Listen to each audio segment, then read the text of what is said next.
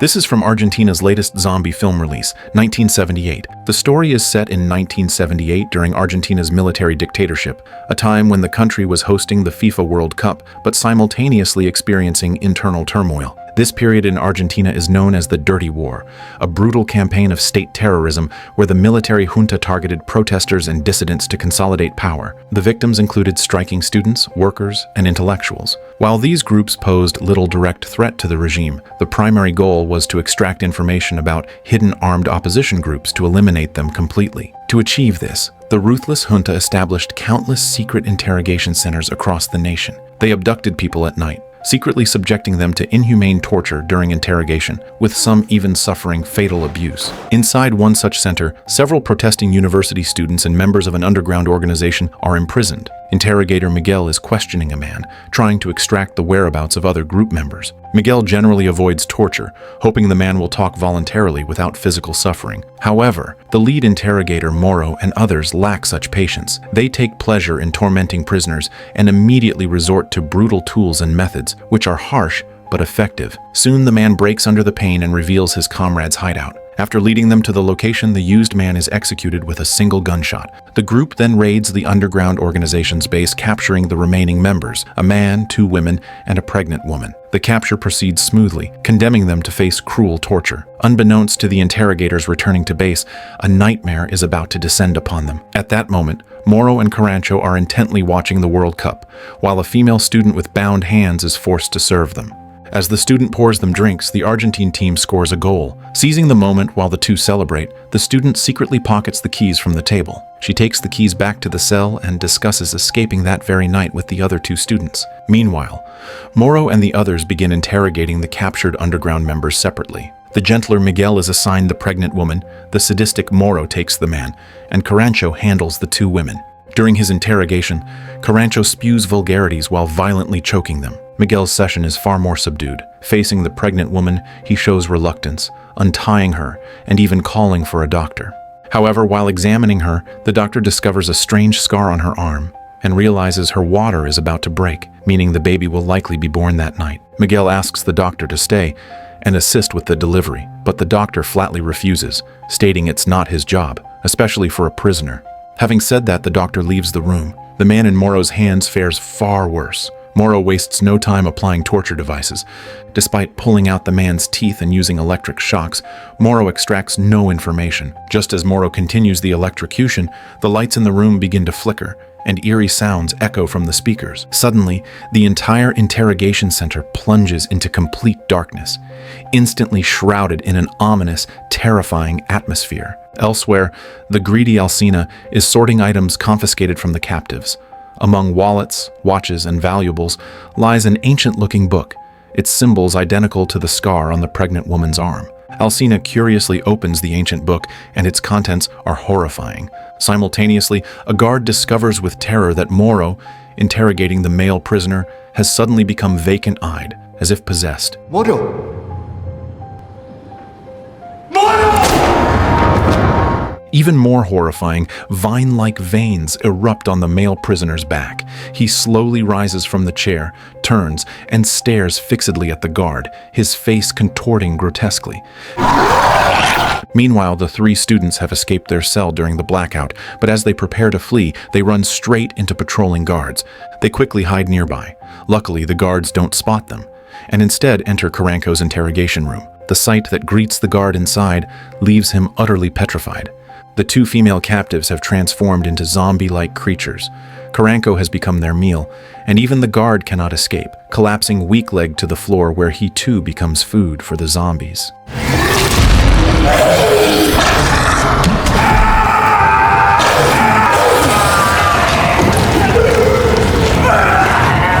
Meanwhile, the pregnant woman also looks agonized, seeming like she will give birth very soon. Miguel considerately steps forward to comfort her, but she instantly falls unconscious. At this moment, he notices a stain on the bedsheet. Touching it, he discovers black, foul blood flowing from her lower body. Meanwhile, Alcina comes out of a room, enters Moro's interrogation chamber with a flashlight, and discovers a large pool of blood on the floor, with eerie sounds occasionally coming from the surroundings. Suddenly, the telephone rings. Alcina hurriedly runs to answer it, but there is no sound on the other end. sending a chill down his spine, and he only wants to leave quickly. But just as he steps out of the room, a twisted figure crawls past behind him. Alcina, terrified, picks up his pistol. ¿Quién anda ahí? The next second, a bizarre figure approaches him. Shining the flashlight reveals a horrifying sight that shocks him utterly.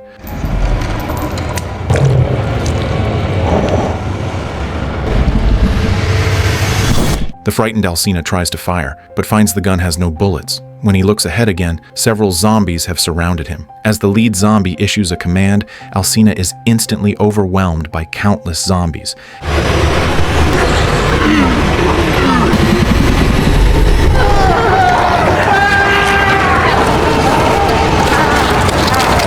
At this moment, the doctor is preparing to leave work and go home, but a baby carriage inexplicably blocks his path, with several terrifying zombies watching menacingly nearby. Looking back again, a terrifying pregnant woman in strange attire appears on the baby carriage. The next second, the monster instantly flashes right before him, and the doctor is thus feasted upon by the zombies. The scene shifts. The three students reach the basement. They plan to rescue their other companions, but upon opening the door, they witness a horrifying sight, their companions being devoured by zombies. Hugo, terrified, immediately slams the cell door shut, but one female student curiously steps forward to look, unexpectedly startling a zombie. When they regain their composure, they discover another student has been dragged into the cell by a zombie. Seeing this, Hugo rushes forward to save him, but unfortunately it's already too late, and they themselves are now in danger. Accompanied by waves of terrifying howls, two zombies suddenly crawl from the end of the corridor. Chains around their necks, led like dogs by a zombie in military uniform. Facing imminent death, at the critical moment, several gunshots ring out and the zombies fall. It is Miguel arriving just in time with the pregnant woman to save them. Given the situation, Miguel doesn't make things difficult for them. He tells them to quickly take the pregnant woman to the hospital and gives Hugo a pistol for self-defense. Yet, even so, Hugo cannot forgive them for their evil deeds. But before they can escape, they are attacked by zombies once more.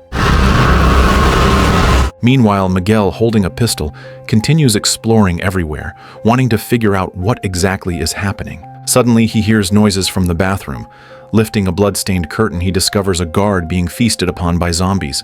He decisively shoots the zombie dead, then cautiously continues feeling his way forward. Soon he arrives at a bizarre corridor filled with candles. Gathering his courage, he walks forward and lifts the curtain at the end. When the scene shifts, Miguel has been captured, and the others haven't escaped either. Dante, the first to transform, finally appears. He opens the ancient book, holding a chalice in one hand and a dagger in the other. The pregnant woman lies before him. The two female captives slowly walk towards him, surrounded by terrifying zombies, seemingly preparing for some kind of ritual. Once the female captives kneel before him, Dante steps forward and uses the dagger to slit their throats, catching the blood with the chalice, then feeds the blood to a female zombie. Moments later, the female zombie's belly swells high. Dante then approaches Miguel, wakes him, and draws that symbol on his forehead. Just then, a demonic claw bursts out from the belly of the female zombie, and the surrounding zombies suddenly grow restless, as if they are welcoming the arrival of their master. The next second, a demon emerges. It directly steps forward, snaps Dante's neck, and picks up the infant just delivered by the pregnant woman. Seizing this moment, Hugo breaks free from his restraints. At Miguel's request, he also unlocks Miguel's chains. Miguel steps forward and wounds the demon with the dagger, snatching the infant from its grasp. Hugo and Miguel quickly flee carrying the infant, pursued closely by countless zombies. Hugo accidentally discovers that these zombies are actually afraid of fire. But a zombie suddenly appears ahead, blocking their escape route. Hugo shoots the zombie dead, then urges Miguel to hurry. He decides to stay behind to hold them off, otherwise no one will escape. Miguel has no choice but to leave carrying the infant, while the torch in Hugo's hand gradually extinguishes. With the firing of the last bullet from his gun, his life also meets its end.